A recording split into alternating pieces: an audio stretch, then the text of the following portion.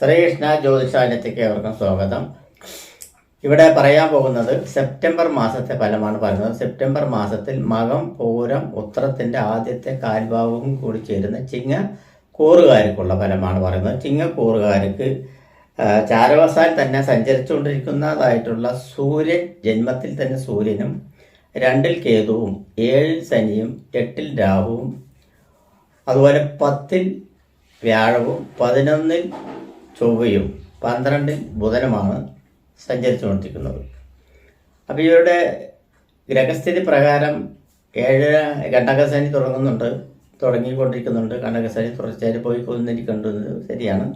കണ്ടക വ്യാഴനുമുണ്ട്. പക്ഷെ ചൊവ്വ വളരെ അനുകൂല ഭാവത്തിൽ 11-ാം ഭാവത്തിൽ നിൽക്കുന്നത് കാരണം കൊണ്ട് ഈ മാസം ഗുണാധിക്യത്തിൽ കുറേ അധികം ഗുണാധിക്യങ്ങൾ ചിലതിലൊക്കെ വരുവാനുള്ള സാധ്യതയുണ്ട്.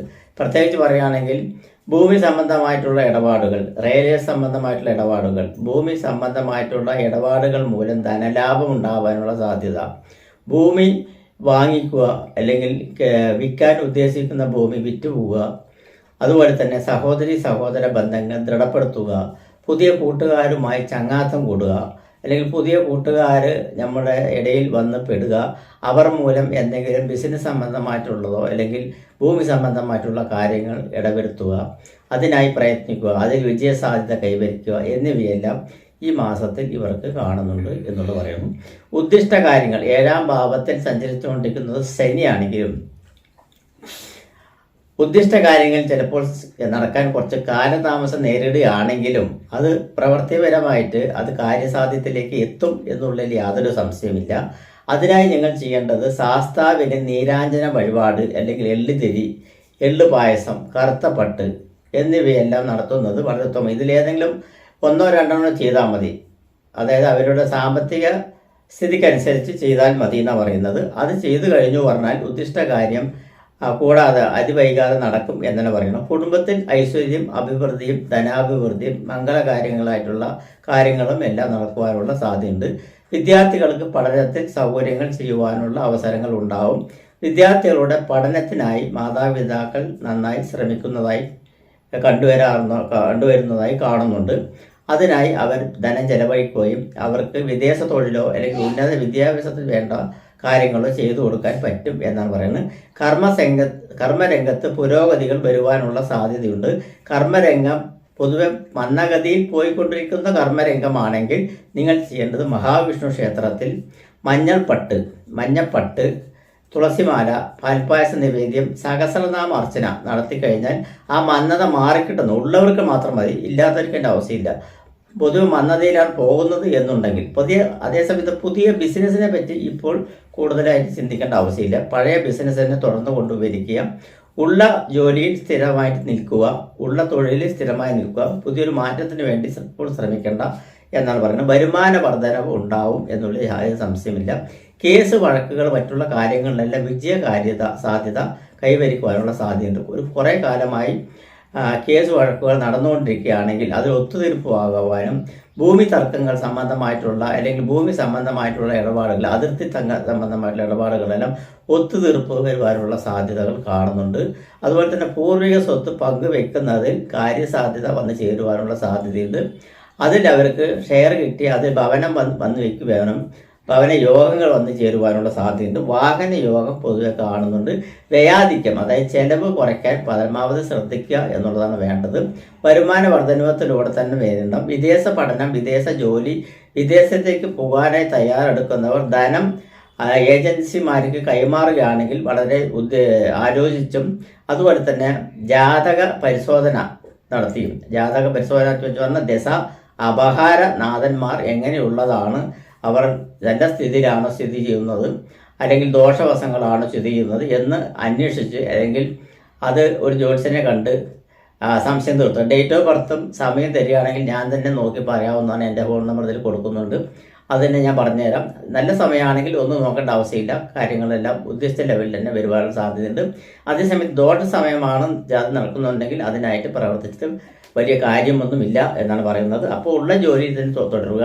അതുപോലെ തന്നെ ഗവൺമെൻറ് സംബന്ധമായിട്ടുള്ള തൊഴിലിൽ ഏർപ്പെട്ടിരിക്കുന്നവർക്കെല്ലാം സ്ഥാനമാന പദവികൾ ആഗ്രഹിക്കുകയാണെങ്കിൽ കുറച്ച് കാലതാമസം ഉണ്ടാവും എന്നതിൽ യാതൊരു സംശയമില്ല. സേനാധിപത്യം വഹിക്കുന്നവർ, അതായത് മിലിറ്ററി സംബന്ധമായിട്ടും പോലീസ് സംബന്ധമായിട്ടും അതുപോലെ തന്നെ നാവികസേന, കരസേന അങ്ങനെയുള്ള സംബന്ധമായിട്ടുള്ള അവർ പ്രവർത്തിക്കുന്നവർക്കെല്ലാം പ്രമോഷനുകൾ കിട്ടുവാനുള്ള സാധ്യതയുണ്ട്. അവരവർ ഉദ്ദേശിക്കുന്ന സ്ഥാനമാനങ്ങളിൽ എത്തുവാനുള്ള സാധ്യതയുണ്ട്. അതിനായി ജോലിക്ക് ശ്രമിക്കുന്നവർക്ക് ജോലി കിട്ടുവാനുള്ള സാധ്യതകളും കാണുന്നുണ്ട്. 2 വീലർ തൊട്ട് വലിയ വിമാനം വരയ്ക്കുള്ള വാഹന സംബന്ധമായിട്ടുള്ള ആളുകളും അതിൽ മെക്കാനിക്കൽ സംബന്ധമായിട്ടുള്ള മേഖലയിൽ പ്രവർത്തിക്കുന്നവർക്കും ഉയർച്ചകൾ കാണുന്നുണ്ട്. അലോപ്പതി അതുപോലെ തന്നെ ആയുർവേദ മെഡിസിൻ സംബന്ധമായിട്ടുള്ള രംഗത്ത് പ്രവർത്തിക്കുന്നവർക്ക് അതീവ പുരോഗതികൾ വന്നു ചേരുവാനുള്ള സാധ്യത തീർച്ചയായിട്ടും കാണുന്നുണ്ട് എന്ന് തന്നെ പറയാം.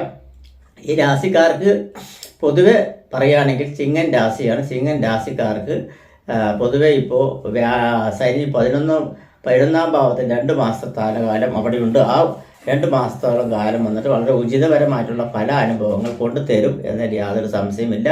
ആരോഗ്യത്തിൻ്റെയും അതുപോലെ തന്നെ ധൈര്യത്തിൻ്റെയും കാരകനായിട്ടുള്ള ചൊവ്വയാണ്. അത് കാരണം ആ ചൊവ്വ നിങ്ങളുടെ 11ാം ഭാവത്തിൽ, രാശിയുടെ 11ാം ഭാവത്തിൽ ലാഭസ്ഥാനത്ത് നിൽക്കുന്നത് കാരണം കൊണ്ട് ഭൂമി സംബന്ധമായിട്ടുള്ള അല്ലെങ്കിൽ സഹോദര സംബന്ധമായിട്ടുള്ള ഫ്രണ്ട്ഷിപ്പ് സംബന്ധമായിട്ടുള്ള കാര്യങ്ങളിൽ വിജയസാധ്യത ഉണ്ടാകുന്നതിൽ യാതൊരു സംശയങ്ങളും ഇല്ല.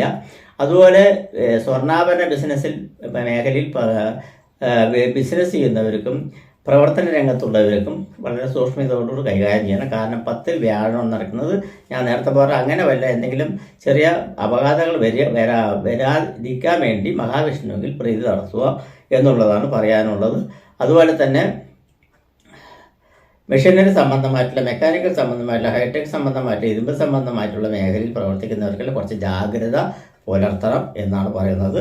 അപ്പോൾ ഈ രാശിക്കാർക്ക് ചെയ്യാൻ പറ്റുന്ന പരിഹാരം എന്താ വെച്ച് പറഞ്ഞാൽ മകനക്ഷത്രക്കാർക്ക് ഗണപതി പൂജ അല്ലെങ്കിൽ ഗണപതി ഹോമം എന്നിവ നടത്തുക, നാളികേര പൂജ നടത്തുക, വിറകുമാല കൊടുക്കുക എന്നിവയും പൂരം നക്ഷത്രക്കാർക്ക് വെള്ളിയാഴ്ച തോറും സഹസ്രനാമാർച്ചന ഭഗവതി ക്ഷേത്രത്തിൽ വെള്ളിയാഴ്ച കാലത്ത് ചെയ്യുന്നത് ഏറ്റവും ഉത്തമമായിട്ട് കാണുന്നുണ്ട്. ഉത്തര നക്ഷത്രക്കാർക്കാണെങ്കിൽ ശിവനെങ്കിൽ ധാരാവിളക്ക് മാല, മൃത്യുഞ്ജയ പുഷ്പാഞ്ജലി എന്നിവയും നടത്തുന്നത് ഉത്തമമാണ്. ചിങ്ങൻ രാശിക്കാർക്ക് ഉള്ളതിൽ ഏറ്റവും ഉചിതപരമായിട്ടുള്ള ഒരു നല്ല സമയം അല്ലെങ്കിൽ ഭാഗ്യസമയം എന്നൊക്കെ പറയുന്നത് 14, 15, 16, 17 തീയതികളിൽ നല്ല ദിവസങ്ങളായിട്ടാണ് കണക്കാക്കുന്നത്. അന്നേക്ക് ശുഭകാര്യങ്ങളും മറ്റുള്ള കാര്യങ്ങളും മുഹൂർത്ത പ്രായശ്ചിത്തങ്ങളും അല്ലതെല്ലാം ആ നക്ഷത്രപ്രകാരം വരികയാണെങ്കിൽ ഉചിതമായി ചെയ്യാമെന്നുള്ള പറയുന്നത്. അത് വിട്ട് കഴിഞ്ഞാൽ 22, 23, 24, 25, 26, 27 അങ്ങനെയുള്ള ദിവസങ്ങളിൽ അനുകൂലപരമായിട്ടുള്ള സ്ഥിതിയാണ് ഭാഗ്യ ദിവസങ്ങളായിട്ട് കണക്കാക്കാം. അതുപോലെ തന്നെ ഇതിൽ തന്നെ ദോഷ സമയമായിട്ടുള്ള സമയമുണ്ട്.